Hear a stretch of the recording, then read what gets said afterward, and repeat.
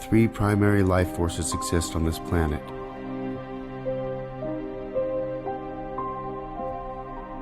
Nature,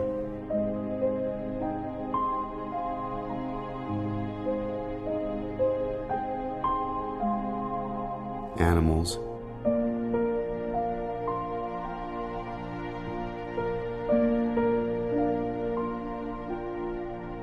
and humankind.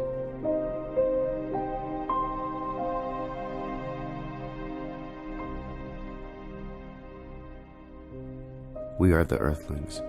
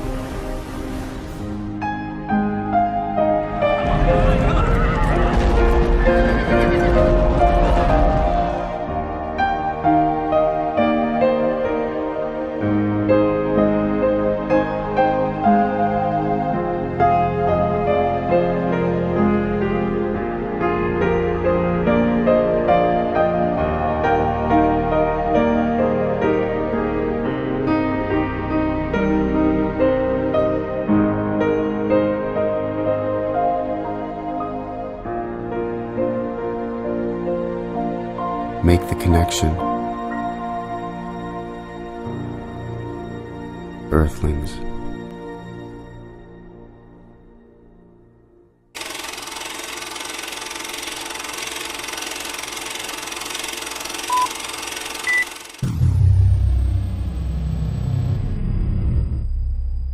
The documentary VAXXED, From Cover-Up to Catastrophe, is slated to begin an international discussion around vaccine safety and spotlight the high-level corruption within the Centers for Disease Control and Prevention. However, that's not all the film has accomplished in its short time in the spotlight. The events occurring during the run-up to the release of this film have been nothing short of historical. VAXXED was an official selection for Tribeca's 2016 film festival, set to be personally introduced by festival co-founder Robert De Niro. Weeks before the 2016 Tribeca Film Festival kickoff, De Niro released a public statement saying that he believes it's critical that all the issues surrounding the causes of autism be openly discussed and examined. Furthermore, he stated, "I am only providing the opportunity for a conversation around the issue." During the next 48 hours after De Niro's statements, a dangerously polarized mainstream media in the United States was spotlighted and exposed for all to see. The public endured what can only be called a coordinated attack of widely accusatory and inaccurate news stories, attacking De Niro, the Tribeca Film Festival, and the documentary film producers Dr. Andrew Wakefield and Del Bigtree. What was alarming is that not one journalist or media outlet churning out the prejudiced content had ever viewed the unreleased film. During the 48-hour onslaught of one-sided journalism, VAXXED producer Del Bigtree was interviewed for a special report by ABC News. Bigtree immediately released his entire uncut version of the ABC interview, in which he made the following concise and credible statements. And I looked at the data that the CDC whistleblower is providing to Andy and Brian,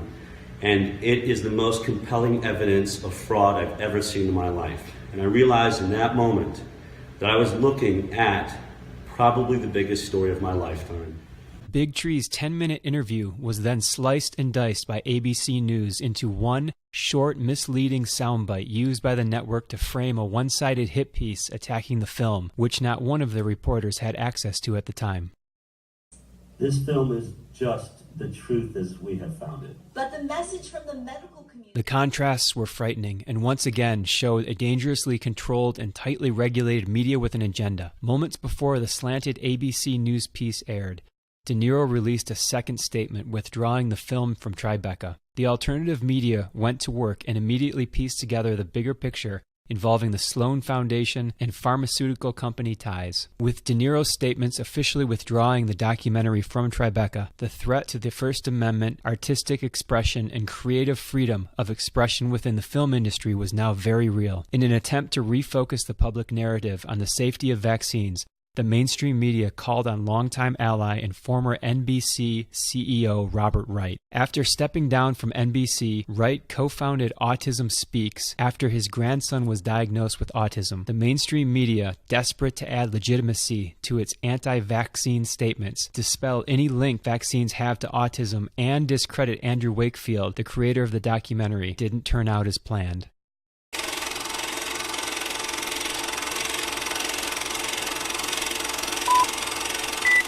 Do you think there should be any concern of us making this documentary? Of course. If you don't realize right now that you're putting your neck on the chopping block, you know, you better take that camera and throw it away.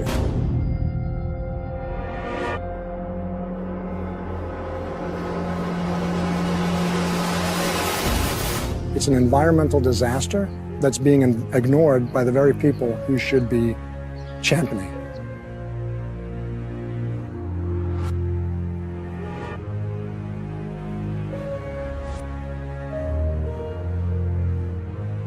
Let's look at the fundamental problem here. No one wants to talk about it. Because they're membership organizations, you know, a lot of them. They're looking to maximize the number of people making contributions. The leading cause of environmental degradation is... And we need to address that as well. It's not up to the Department of Water Resources. Hard to actually target like one thing. I don't necessarily know what it is. There's suppression and mismanagement of information everywhere. It abounds. It starts at the local level, but then it goes all the way to Congress. When you consider the devastation it's having on our planet as well as the oceans. And we're in the middle of the largest mass extinction of species in 65 million years. And they can dictate the federal policies because they have so much political power. And one of the largest industries on the planet with the biggest environmental impact, trying to keep us in the dark about how it's operating. That's the one thing no one talks about. You know, everybody goes around that. Unfortunately, we are no longer able to fund your film project. We had a meeting, and due to the growing controversial subject matter, we have some concerns that have to go out. You're going up against people that have massive legal resources, and you have nothing. A lot of people just keep their mouths shut because they don't want to be the next one with the bullet to their head. I don't know that I would want to comment on that.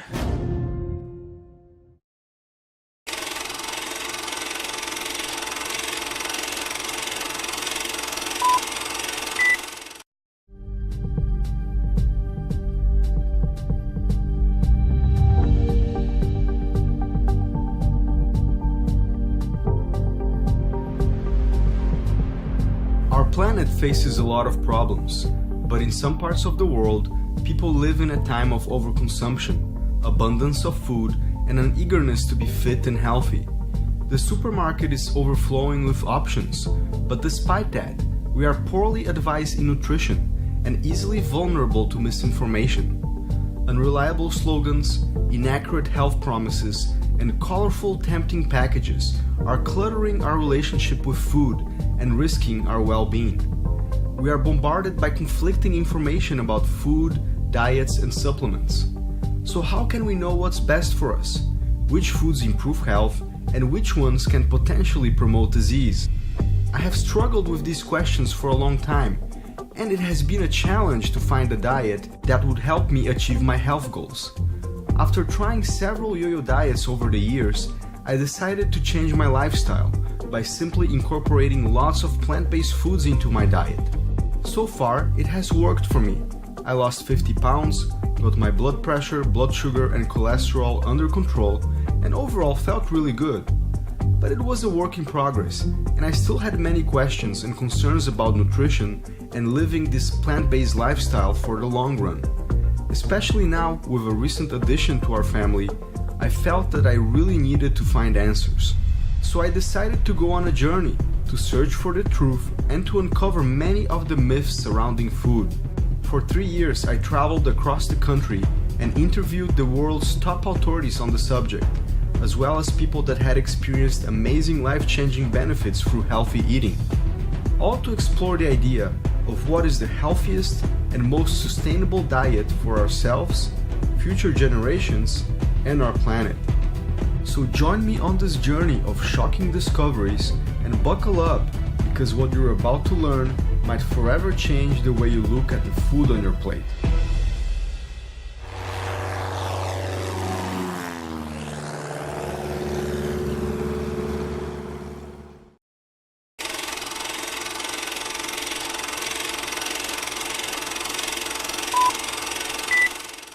G'day, this is green juice. Mostly veggies and fruit, and if you're with me last time around, you'd know that this stuff saved my life. America is in the midst of a juicing craze, and I've got the man some say started it all. You've really started a juicing revolution. Joe Cross. Joe Cross. Joe Cross. Well, it's 6 years later, and my movie's been seen by over 20 million people worldwide. Excuse me, so I'm back to explore ways that you and I can make the right food choices. What do you eat mostly? Pretty much anything with cheese on it, I'll eat it. Do you ever eat fruits and veggies?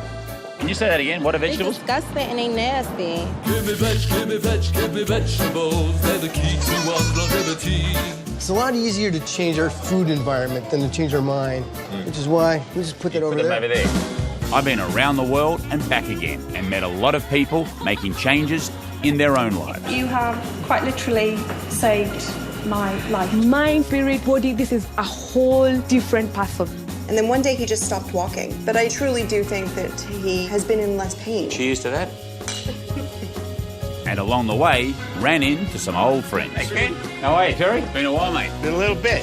I learned it's not just about what you eat. The real epidemic isn't just obesity or heart disease, it's depression and loneliness. But we can break that because feelings connect us. And when we feel connected, it makes it easier to make sustainable changes. So join me as we discover ways that you and I can stay healthy in an unhealthy world. And my support system is my family. My church. The gym. I went online. I want all of y'all to feel as good as I do. Juice on.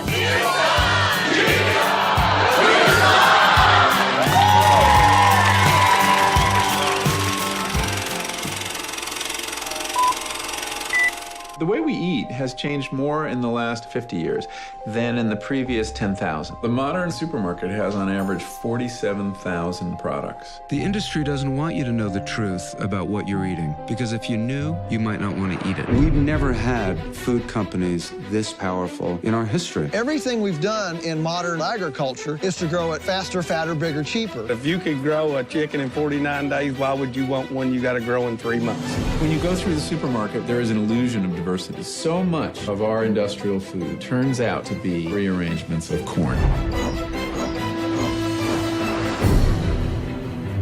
Sometimes you look at a vegetable and say, okay, well, we can get 2 hamburgers for the same price. They have managed to make it against the law to criticize their products. There is an effort to make it illegal to publish a photo of any industrial food operation.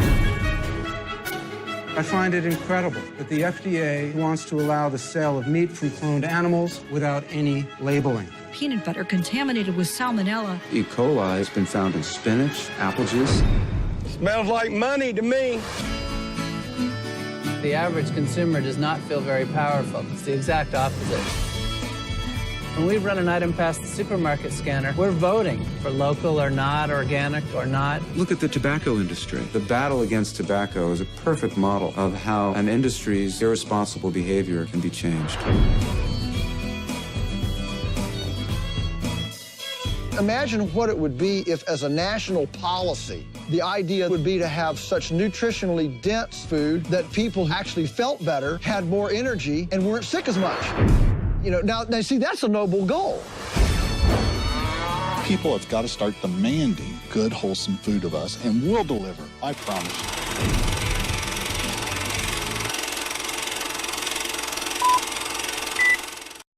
This could be the first generation of children in the United States that lives less than its parents. I got 2 pills I take for my diabetes, then I got 1 for cholesterol, high blood pressure, and then I take Byetta, which is an injectable. I'm getting really shaky, and I'm sick and I'm fatigued, and that's when they diagnosed me with hypertension and diabetes. Obesity, diabetes, heart disease, high blood pressure cost this country more than $120 billion each year. People are saying, you're crazy. You're a cancer patient. You should be resting. Doctors told me this. When I had the second heart attack, the doctor said I should prepare for death. Heart disease is an absolutely toothless paper tiger that need never, ever exist. People who were raised in Japan, the Philippines, Korea, China, never had heart disease, prostate cancer, colon cancer, breast cancer, rheumatoid arthritis, multiple sclerosis. This is the atlas of cancer mortality in China. Virtually, the Western diet was non-existent. They had no animal products. They had no dairy, no meat. We learned that we could turn on and turn off cancer growth just by adjusting the level of intake of that protein. I knew at that point what caused most diseases. Our national authorities are simply excluding this concept in order to protect the status quo. With the Western diet, there are going to be 500,000 people in this country this year who will have to have the front half of their body divided, their heart exposed. Some people would call that extreme. I know of nothing else in medicine that can come close to what a plant-based diet can do. If you go through life thinking that what happens to you from a health perspective is based on your genes, you're a helpless victim. I've reversed the diabetes. The diabetes is not coming back. I just can't understand what it's done to change my life. Diet is so much more important than anybody ever thought. To me, the answer is so simple, it's criminal. And it's just people starting to take responsibility for their health and starting to eat more plant-based foods. It's that simple.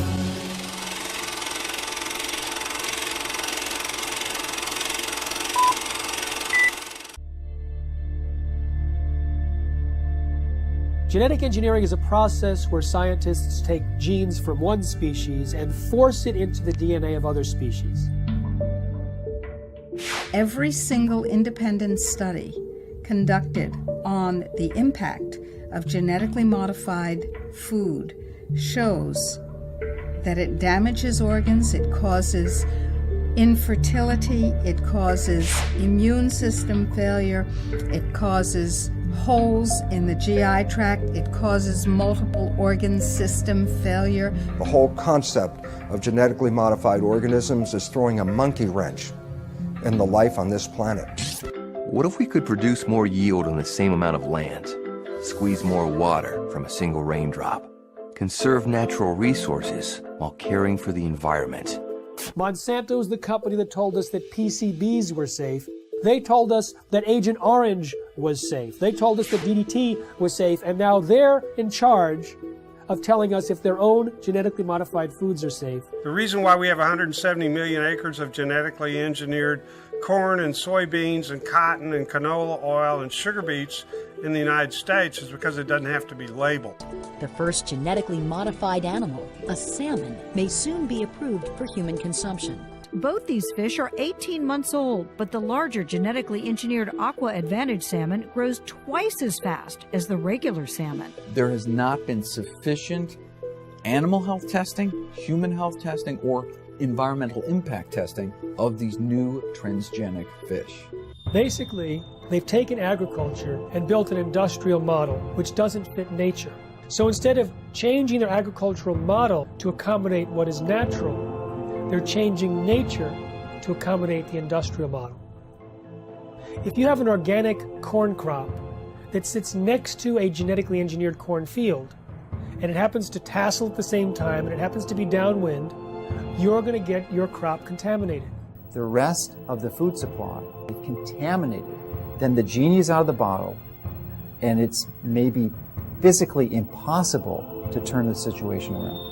In the genetic engineering revolution, these seeds are now patented property of one corporation called Monsanto. The pharmaceutical industry has no interest in having you well because they don't make any money if you're well. And the pharmaceutical industry is the biotech industry. Some people think that GMO really means God move over. We are heading downhill at a rapid rate of speed toward our own extinction. The use of GM in agriculture is a risk that is simply not worth taking.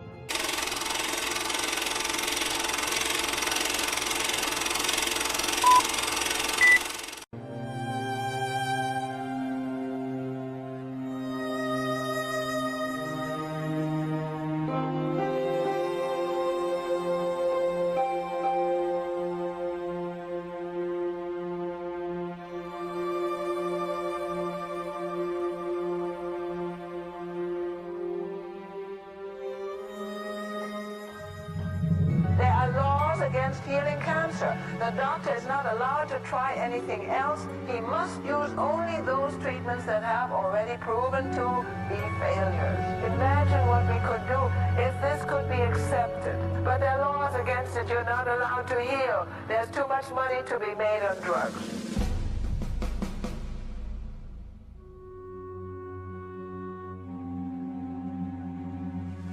No, I don't think there's any evidence that anybody's ever been cured by Gerson therapy. Well, has the Gerson therapy ever cured a cancer patient? Oh, of course not. I've never interviewed any Gerson patients. It really is pointless.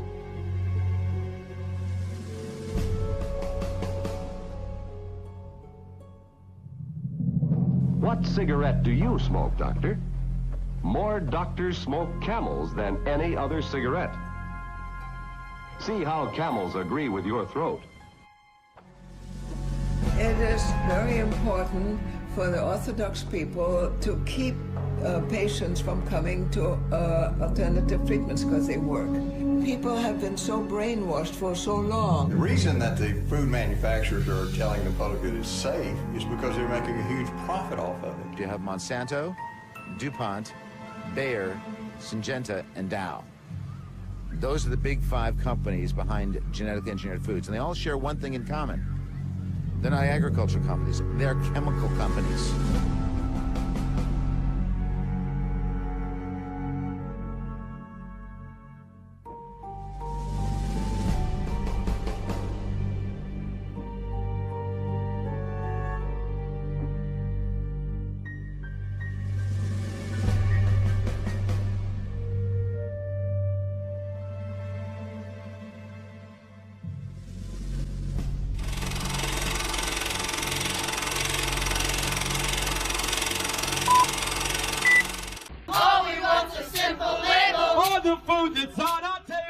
With today's industrialized method of food production, is what we eat really safe? How are genetically modified organisms and factory farms affecting our food? Genetically modified organisms, GMOs, pose unparalleled threats. Nothing like them has ever existed in the entire course of life on this planet. The campaign of ignorance that is currently being waged by the FDA is so insidious that the FDA actively opposes the honest labeling of genetically modified foods. Every single independent study conducted on the impact of genetically modified food shows that it damages organs, it causes infertility, it causes immune system failure, it causes holes in the GI tract, it causes multiple organ system failure when it's eaten. It causes a variety of changes, some of which we can't even guess at, as new proteins are coded for by the altered DNA that we've never seen before. We are playing with genetic fire. Genetic engineering is a process where scientists take genes from one species and force it into the DNA of other species. Even though there's been very little study on the health dangers, there's been sufficient evidence of harm to cause the American Academy of Environmental Medicine to say all doctors should prescribe non-GMO diets to everyone. They say that the animal feeding studies link GMOs to reproductive problems, immune system problems, accelerated aging, organ damage, gastrointestinal distress, dysfunctional regulation of cholesterol and insulin, to name a few. These genetic systems, just in the last 5 years, have been shown of all higher plants and animals are far, far more complex than ever was believed. And so it turns out that in the splicing process, that mutations occur and can cause immune system problems. And this has been the biggest problem and has been shown a number of times. An immune response is a reaction to something that's foreign that the body doesn't recognize and tries to push out. By definition, genetically modified foods have something foreign. When genetically modified soybeans were fed to rodents, we've seen changes in the testicles changing from pink to blue, changes in the sperm cells, changes in the uterus and ovaries, in the DNA functioning of the embryo offspring. We've seen smaller babies, a death rate that's 5 times that compared to controls. Sterile babies, even babies with hair growing in their mouths. And this has been done by government scientists as well as independent scientists who are at the top of their field. 95% of all the genetic modifications are done in order to allow the plants to survive more chemicals being sprayed on them and to allow the animals to survive more drugs being put into them. And of course what happens is that when their genes are changed, our genes are changed by consuming them, just as the superweeds and the superbugs are genetically altered by consuming them. The bug eats the plant, its genes change. The animal eats the plant, its genes change. We eat the animal or the plant, our genes change. Our babies' genes change, and the change is permanent.